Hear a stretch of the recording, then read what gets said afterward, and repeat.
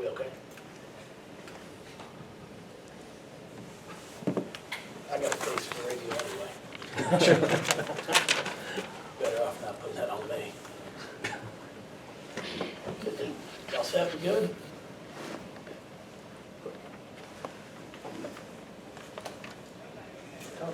Let's go. Can we go? Let's go. All right. First, I'd like to start off and thank NC State and their fans. What an unbelievable environment. This is one where, you know, Wes is a good friend and does an unbelievable job. And to me, this is the way this place should be every home game for them. They have a remarkable basketball team. Just really, really impressed from top to bottom with what they do and how they do it. So I'd just like to congratulate the fan base, because this was, you know, it's exciting for players. It doesn't matter whose team you're on. They have the opportunity to come in to have a packed house. It's just remarkable. So thank you to the fans. And then I'm really proud of our group. You know, everybody, my own fan base has criticized me and given me grief for allowing Elizabeth Balogun to go play with the Nigerian national team. And as I tell all my fan base, sometimes we need to get out of our own way as fans and understand what's best for these young women. Elizabeth is going to get the opportunity to do something that a lot of us dream of. You know, I watch the Olympics every 4 years, and I told the kids downstairs, it's something you dream to do. And then I'd watch the Winter Olympics and think I was going to be a bobsledder or a luger or something. I mean, it's what you dream of doing. Did it cost us? Yeah, it did. You know, but at the end of the day, it's ACC basketball games, which they're important, I understand. But we need to really kind of get a grasp on it that she's going to get a chance to walk in opening ceremonies of the 2020 Olympics.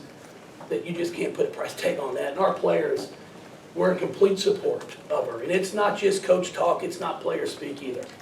You know, they wanted her to be a part of it. So we were really excited to get her back. And it's, you know, she's coming back from flying back from Serbia on Monday. She landed on Monday night, so she's still a little tired. But just her presence on the floor spreads things out. You got to defend. She rebounded the ball tonight. She had 7 rebounds. And ended up, you know, she makes the 1-3, but it sure was a big one. And then it also opens things up for Yassine to where not as much pressure's on her when she's out there, because both of those two really played well off of each other. So I was really proud and excited to have her back. And then, you know, what Jazz did, Kylie defensively was phenomenal for us. Dana, just the entire team. We followed a scout report and did exactly what we needed to do. Defense has not been our problem in the last 3 games.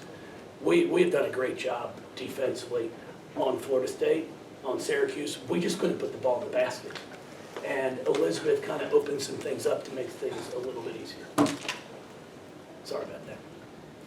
Anybody with a question?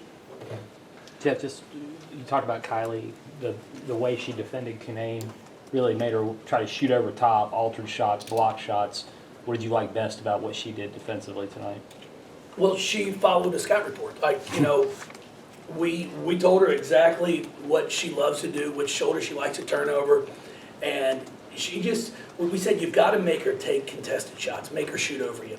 Because right now, I had her as player of the year in our league. And I'd still put her up there. I can't vote for my own. So she would still get my vote. Because even going 1 for 12, she ends up 7 for 10 from the line, has 10 points and 9 boards. So it's, or 7 boards. It's not a bad night. You know, and then she drew 9 fouls. So she draws so much attention.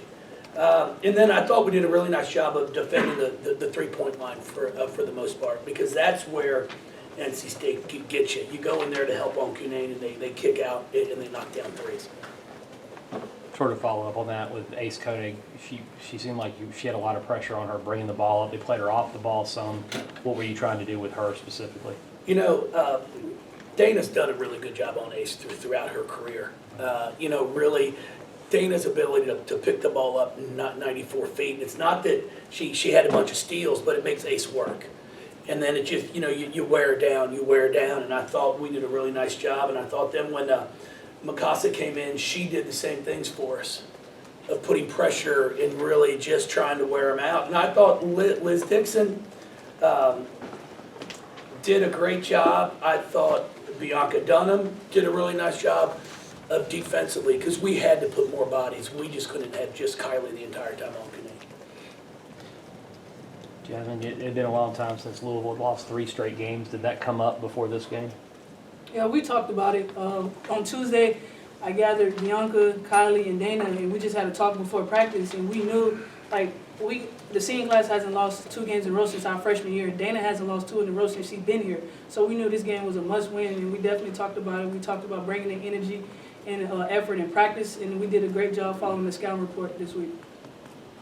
Jazz, when Kylie, gets 7 blocks tonight, I mean, how much does that sort of bring some energy to the floor and kind of swing momentum back in your favor when, NC State's making a little run there and she just gets a big block?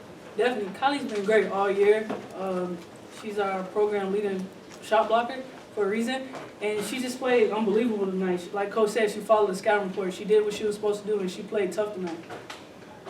Jeff, is this a situation where you could maybe still get back into getting a #1 seed? I mean, those 2 losses were tough, but the committee's going to look at that and say you were missing Elizabeth. I don't know how much you're thinking about that, but is that in the back of your mind? No, I'm really not concerned about that, to be completely honest with you.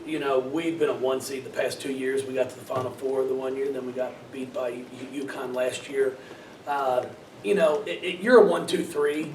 If you're getting that opportunity to host 1, 2, 3, 4, you're getting the opportunity to host the first 2 at home.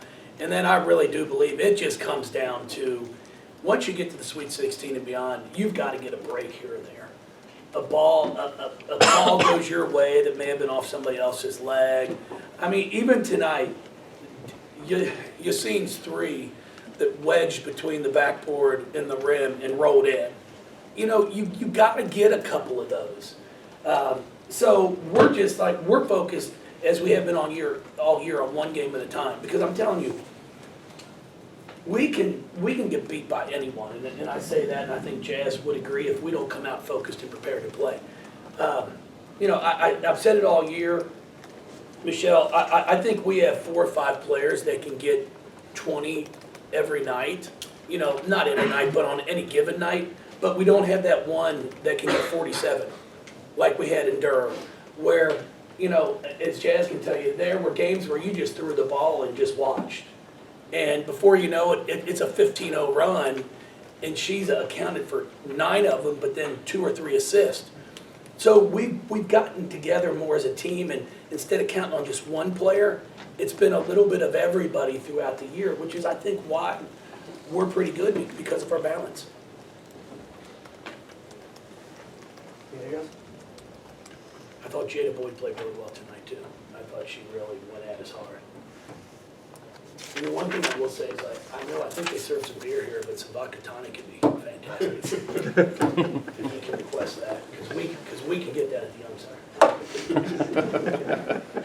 All right, guys, thank you all. I'm just saying, it would be nice right now.